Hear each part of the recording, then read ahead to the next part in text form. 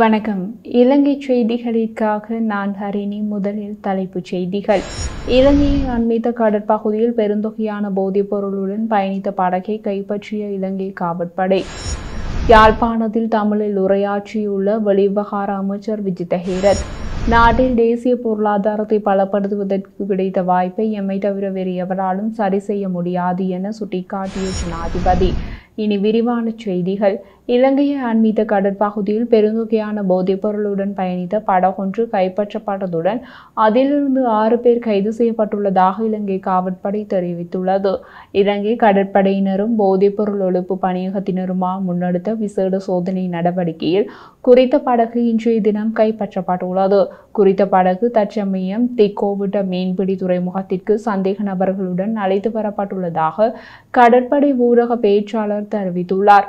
அத்துடன் இதுவரையில் மேற்கொள்ளப்பட்ட சோதனைக்கு அமைய கைப்பற்றப்பட்ட படகிலிருந்து சுமார் 100 கிலோகிராம் நிறைவுடைய ஐஸ் மற்றும் ஹெரோயின் போதைப் பொருளுடன் மீட்கப்பட்டுள்ளதாக அவர் குறிப்பிட்டுள்ளார். எதிர்வரும் தமிழ் சிங்கள புத்தாண்டை முன்னிட்டு காவல்துறை அதிகாரிகளின் வர்த்தக சங்கத்தினரிடமிருந்து நிதி நன்கொடைகளை பெற்று காவல் நிலையங்களில் விருந்துபசாரங்களை ஏற்பாடு செய்வதை தவிர்க்குமாறு சகல காவல்துறை அதிகாரிகளுக்கும் அறிவுறுத்தப்பட்டுள்ளது. பதில் காவல்துறை மா அதிபர் பிரியந்த வீரசூரிய இந்த அறிவுறுத்தலை விடுத்துள்ளதாக காவல்துறை தெரிவித்துள்ளது. அதிகாரிகள் மற்றும் சிரேஷ்ட அதிகாரிகளை பாராட்டும் விதமாக அவர்களுக்கு பரிசுகள் வழங்கக்கூடாது எனவும் குறிப்பிட்டுள்ளார். இவ்வாறு வழங்கப்படும் பணத்தையோ அல்லது பரிசுகளையோ சிரேஷ்ட அதிகாரிகள் ஏற்படக்கூடாது. அந்த அறிவுறுத்தலுக்கு அமைய பின்பற்றப்பட்ட பட்சத்தில் ஒழுக்காற்று நடவடிக்கைகள் எடுக்கப்படும் என பதில் காவல்துறை மா அதிபர் பிரியந்த வீரசூரிய தெரிவித்துள்ளார். முன்னாள் போலீஸ் மா அதிபர் தேசபந்து தென்னக்கோனுக்கு எதிராக சுமத்தப்பட்டுள்ள குற்றச்சாட்டுகளை விசாரிக்கும் குழுவில் உறுப்பினர்களை நியமிக்குமாறு சபாநாயகர் அறிவித்துள்ளார். முன்னாள் போலீஸ் மா அதிபர் தேசபந்து தென்னக்கோன் மீதான குற்றச்சாட்டுகளை விசாரிக்க ஒரு குழுவை நியமிக்கும் பிரேரணை கடந்த 8ஆம் தேதி நாடாளுமன்றத்தில் 151 வாக்குகளால் நிறைவேற்றப்பட்டது. இதன்படி பிரதம நீதியரசர் மற்றும் சம்பந்தப்பட்ட தரப்பினருக்கு கடிதம் எழுதியுள்ள கடிதத்தில் அவர் இதனை குறிப்பிட்டுள்ளார். நிலையற் கட்டளைகளின்படி பிரதம நீதியரசர் இந்த குழுவிற்கும் ஒரு நீதிபதியை நியமிக்க வேண்டும் என அவர் கூறியுள்ளார். அதேபோல் தேசிய போலீஸ் ஆணையத்தின் தலைவர் மற்றும் பிரதமர் மற்றும் எதிர்க்கட்சி தலைவரால் பரிந்துரைக்கப்படும் ஒரு நிபுணரையும் நியமிக்க வேண்டும் என்றும் கடிதத்தில் தெரிவித்துள்ளார். அதன்படி இந்த குழு அடுத்த வாரம் தனது விசாரணையை தொடங்கும் என்று அறியப்படுகிறது. விசாரணையை முடித்த பிறகு இந்த குழு சபாநாயகரிடம் முழு அறிக்கையையும் சமர்ப்பிக்க திட்டமிட்டுள்ளது. மேலும் அறிக்கையை ஆய்வு செய்த பிறகு தேசபந்து தென்னக்கோனை பதவி நீக்கம் செய்வதற்கான பிரேரணை நாடாளுமன்றத்தில் சமர்ப்பிக்கப்படும் என தெரிவிக்கப்படுகிறது. களுவாஞ்சிக்குடி நகரில் உள்ள பலசரக்கு கடைகள் மற்றும் உணவகங்களில் களுவாஞ்சிக்குடி பொது சுகாதார பரிசோதகர்களால் விசேட உணவு பாதுகாப்பு நடவடிக்கை இன்றைய தினம் முன்னெடுக்கப்பட்டது. தமிழ் சிங்கள புது வருடத்தை முன்னிட்டு களுவாஞ்சிக்குடி தலைநகரை அண்மித்த வர்த்தக நிலையங்களில் பொருட்கள் கொள்வனவில் மக்கள் அதிக ஆர்வம் காட்டும் நிலையிலேயே மக்களுக்கு தரமான பொருட்கள் கிடைப்பதை உறுதிப்படுத்தவே சுற்றி வளைப்புகள் சோதனைகளும் அண்மைய நாட்களில் அடிக்கடி களுவாஞ்சிக்குடி பகுதியில் இடம்பெறுகின்றது. இன்றைய தினம் 14 பலசரக்கு கடைகளும் 2 உணவகங்களும் பரிசோதிக்கப்பட்ட நிலையில் ஒரு ரசாயன பகுப்பாய்வும் மேற்கொள்ளப்பட்டது. இந்த சோதனை நடவடிக்கையில் மனித நுகர்வுக்கு பொருத்தமற்ற 4 உணவுப் பொருட்கள் கைப்பற்றப்பட்டதுடன் மனித நுகர்வுக்கு பொருத்தமற்ற பொருட்களை விற்பனை செய்த 3 பேர் மீது வழக்குகள் தாக்கல் செய்யப்பட்டுள்ளது. வெளிவிவகார அமைச்சர் விஜித ஹேரத் யாழ்ப்பாணத்தில் தமிழில் உரையாற்றியுள்ளார். சித்தங்கேணியில் இன்று இடம்பெற்ற மக்கள் சந்திப்பின் போதே அவர் இவ்வாறு உரையாற்றியுள்ளார். நான் தமிழில் பேச விரும்புகிறேன், ஆனால் சிறிதளவுதான் தமிழ் தெரியும் என்றார். தொடர்ந்தும் கருத்து தெரிவித்த அவர் அமைச்சர் ராமலிங்கம் சந்திரசேகர், நாடாளுமன்ற உறுப்பினர் இளங்குமரன், நாடாளுமன்ற உறுப்பினர் பவானந்தராஜா, நாடாளுமன்ற உறுப்பினர் ரஜீவன், உங்கள் அனைவருக்கும் தெரியும், நாங்கள் இன மொழி மத சாதி பேதம் இல்லாதவர்கள். நாங்கள் எல்லோருக்கும் ஐக்கியப்பட வேண்டும். நாங்கள் எல்லோரும் ஒரு தாய் மக்கள். நாங்கள் சந்தர்ப்பவாதி இல்லை என்றார். இந்த நிகழ்வில் வெளிவிவகாரம் மற்றும் சுற்றுலாத்துறை அமைச்சர் விஜித ஹேரத், கடற்றொழில் அமைச்சர் ராமலிங்கம் சந்திரசேகர், நாடாளுமன்ற உறுப்பினர் இளங்குமரன், ஜெயச்சந்திரமூர்த்தி, ரஜீவன், பவானந்தராஜா உள்ளிட்டோர் கலந்து கொண்டிருந்தனர். கைது செய்யப்பட்ட முன்னாள் ராஜாங்க அமைச்சர் சிவனேச துரை சந்திரகாந்தனை 90 நாட்கள் விளக்கமறியலில் வைத்து விசாரிக்க அனுமதி வழங்கப்பட்டுள்ளது. நபர் ஒருவர் கடத்தப்பட்டு காணாமல் போனமை தொடர்பில் குற்றப்புலனாய்வு பிரிவினரால் மேற்கொள்ளப்பட்ட விசாரணையின் போதே அவர் கடந்த 8ஆம் தேதி கைது செய்யப்பட்டிருந்தார். கிழக்கு மாகாண பல்கலைக்கழகத்தின் உபவேந்தரான பேராசிரியர் சிவசுப்பிரமணியம் ரவீந்திரநாத் கடத்தப்பட்டு காணாமல் ஆக்கப்பட்டமை தொடர்பில் குற்றப்புலனாய்வு திணைக்களத்தினால் முன்னெடுக்கப்படும் விசாரணைகளுக்கு அமைவாக பிள்ளையான் கைது செய்யப்பட்டதாக போலீஸ் ஊடக பேச்சாளர் அலுவலகம் தெரிவித்துள்ளது.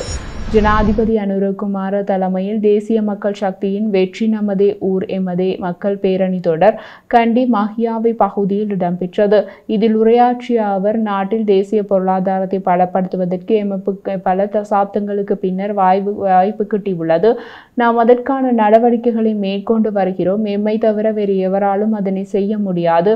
நாட்டில் எந்த ஒரு சந்தர்ப்பத்திலும் தாக்குப்பிடிக்கக்கூடிய தளம்பாத பொருளாதாரத்தை உருவாக்குவதற்கு தேவையான நடவடிக்கைகளை நாம் முன்னெடுப்போம் என்று தெரிவித்தார்.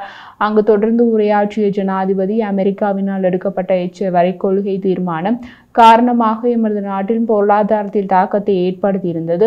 நாம் சவால்களை எதிர்கொள்ள வேண்டும். அமெரிக்காவின் தீர்வை வரி கொள்கை அல்லது வேறு விதத்திலான பொருளாதார யுத்தம் அல்லது வேறு தொற்று நிலைமைகளை எமது பொருளாதாரத்திற்கு எந்த ஒரு சந்தர்ப்பத்திலும் பாதிப்பு ஏற்படலாம். அதனால் நாம் என்ன செய்ய வேண்டும்? எந்த ஒரு சந்தர்ப்பத்திலும் தாக்குப்பிடிக்கக்கூடிய தளம்பாத பொருளாதாரத்தை நாட்டில் உருவாக்குவதற்கு தேவையான நடவடிக்கைகளை முன்னெடுக்க வேண்டும். ஆனால் இந்த பிரச்சினைக்கு தீர்வு காண்பதற்கு அமெரிக்க ஜனாதிபதி கடிதம் ஒன்றை அனுப்பியிருந்தேன்.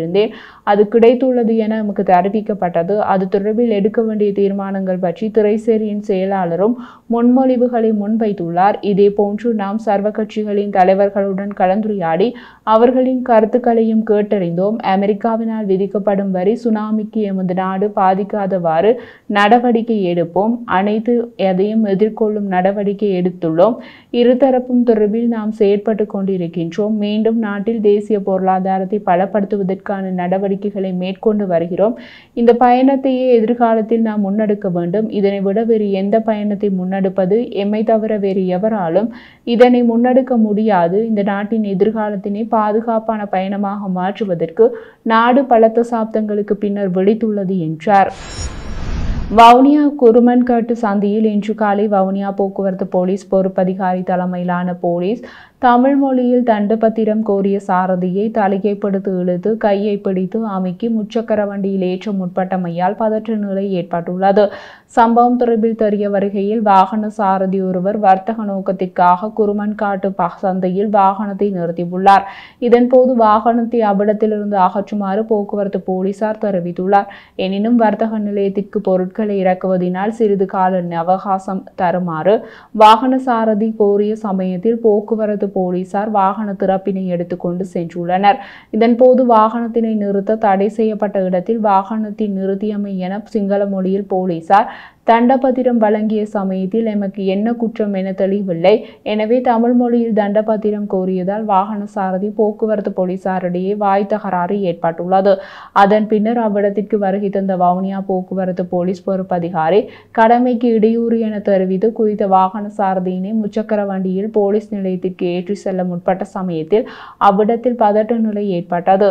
எந்த தவறும் செய்யாது என்னை எவ்வாறு கைது செய்ய முடியும்? அவ்வாறு தவறு செய்தால் தண்டப்பத்திரம் தானே வழங்க வேண்டும் என கூறிய வாகன சாரதி முச்சக்கர வண்டியில் ஏற மறுப்பு தெரிவித்தார்.